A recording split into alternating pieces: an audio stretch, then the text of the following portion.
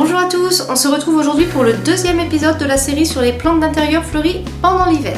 Aujourd'hui, pour ce deuxième épisode, on va aborder la thématique des plantes qu'on trouve en ce moment en vente en jardinerie ou chez le fleuriste, qui sont magnifiquement fleuries mais qui ne devraient surtout pas être fleuries en ce moment.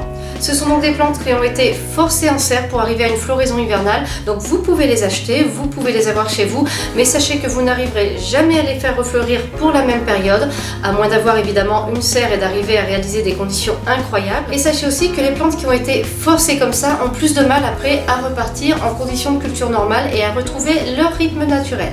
On va commencer par les azalées d'intérieur. Alors en ce moment on en trouve énormément de toutes les couleurs, abondamment fleuries. Ce sont des plantes qui sont vraiment magnifiques, mais sachez que normalement elles fleurissent au printemps. Donc évidemment pour être fleuries en ce moment elles ont été forcées. Alors si vous comptez en acheter une et la conserver plusieurs années de suite, sachez qu'elle sera fleurie en cet hiver. On est en décembre 2017. Si vous voulez la faire refleurir, sachez qu'elle ne va pas refleurir au printemps 2018 mais au printemps 2019, puisqu'il va falloir qu'elle fasse sa période de repos et qu'elle reparte sur un cycle. Donc vous n'aurez pas une floraison d'ici 3 ou 4 mois. Ensuite, je peux vous donner quelques conseils si vous en achetez une en ce moment pour conserver la floraison le plus longtemps possible. Premier point, surtout pas de soleil direct. Elle a besoin d'un emplacement assez lumineux, mais surtout les rayons du soleil ne doivent pas venir la toucher. Second point, et là c'est un petit peu plus difficile, elle apprécie énormément des températures entre 12 et 16 degrés en ce moment. En général dans nos intérieurs on est au-dessus de 16 degrés, donc forcément ce n'est pas évident pour la plante. Alors mettez-la si possible dans la pièce la plus fraîche que vous ayez, ou alors au moins la nuit mettez-la dans une pièce qui est plus fraîche. On continue avec le jasmin de Madagascar. Alors là j'en ai vu énormément à vendre, en général en bouton, parfois la floraison est entamée. Alors ça c'est une plante qui fait vraiment rêver. Déjà elle a une jolie présentation en général, comme c'est une plante liane, elle est présentée sur un arceau, donc c'est très joli visuellement, et surtout les fleurs dégagent une odeur, mais alors c'est fantastique. Là c'est comme de passer à côté d'un chèvrefeuille par une nuit d'été, c'est vraiment délicieux, agréable. Alors imaginez, vous avez ça en plein cœur de l'hiver, c'est fantastique. Mais le hic, enfin en fait il y a deux hics. Le premier hic c'est que c'est une plante qui fleurit normalement à partir du mois de mai, donc imaginez là pour qu'elle soit fleurie au mois de décembre, vraiment on est complètement hors de sa période de floraison. Donc franchement avant qu'elle s'en remette il va falloir un petit peu de travail. Et ensuite c'est une plante qui n'est vraiment pas des plus faciles à cultiver en intérieur, donc c'est une plante qu'on va avoir du mal à conserver et à faire refleurir par la suite. Alors ça ne vous empêche pas de l'acheter et de profiter de sa floraison et de son parfum délicat.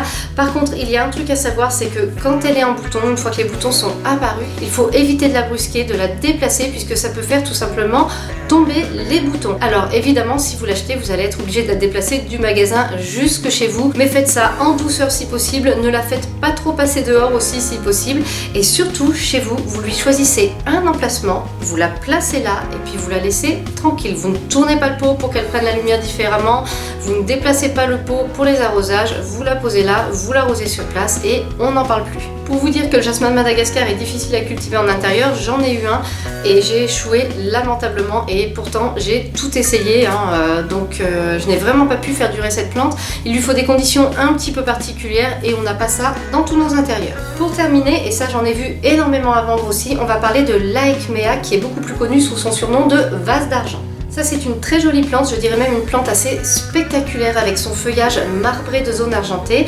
Elle a une grosse fleur rose. Alors en fait ce n'est pas une fleur qui est rose, ce sont des bractées, c'est-à-dire des feuilles qui ont changé de couleur pour protéger les fleurs qui vont apparaître, puisqu'on va voir apparaître ensuite de petites fleurs d'un bleu très vif. Donc on a une plante vraiment spectaculaire avec ce feuillage argenté déjà, ensuite ces bractées de couleur rose pâle et puis ces petites fleurs bleues qui vont pouvoir apparaître. Alors bien sûr c'est une plante qui fleurit normalement entre avril et septembre. Ceci dit, moi je pense qu'on peut l'acheter en hiver sans vraiment se poser trop de questions, puisque la plante, une fois qu'elle aura fini sa floraison, elle ne refleurira jamais. Elle va faire des rejets qui pourront à leur tour fleurir, mais je crois qu'il faut compter entre 2 et 3 ans pour qu'un rejet soit assez grand pour fleurir. Donc à moins d'être vraiment féru de plantes et de vouloir s'encombrer d'une plante qui ne fleurit pas pendant longtemps, en général on achète cette plante, on profite de sa floraison et puis après on s'en débarrasse. Ce qui est intéressant avec cette plante, c'est que la hampe florale peut rester en place pendant plusieurs mois, donc on va profiter du spectacle pendant de longues semaines, c'est très agréable.